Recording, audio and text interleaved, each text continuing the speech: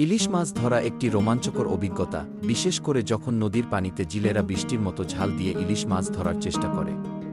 একটি সুন্দর, স্নিগ্ধ সকালে, যখন সূর্য ওঠা মাত্রই নদীর উপর এক মায়াবী আলো ছড়িয়ে পড়ে, তখন মাছ ধরার দল প্রস্তুতি নিয়ে নদীর পাড়ে হাজির হয়। চারপাশে সবার মুখে এক ধরনের উত্তেজনা ও আনন্দের ছাপ দেখা যায়। জেলেরা নৌকায় করে নদীর মাঝখানে পৌঁছে। সেখানে তারা শক্তিশালী জাল ফেলে দেয় পানির নিচে। মুহূর্তের মধ্যে সেই জালটি ইলিশে পরিপূর্ণ হয়ে ওঠে।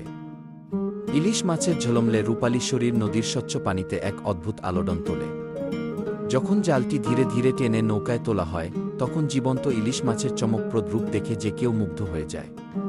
মাছগুলো পানির মধ্যে থেকে তড়িৎ গতিতে লাফিয়ে ওঠে, যেন তারা মুক্তির জন্য শেষ চেষ্টা করছে। জেলেদের মুখে সেই মুহূর্তে এক অপরিসীম আনন্দ ফুটে ওঠে, যখন তারা দেখতে পায় জালভর্তি ইলিশ মাছ।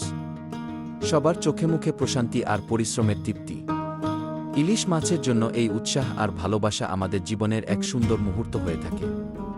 এটি শুধু মাছ ধরা নয়, বরং আমাদের সংস্কৃতির একটি অংশ, যেখানে প্রকৃতির সঙ্গে মানুষের সম্পর্ক গভীরভাবে জড়িত।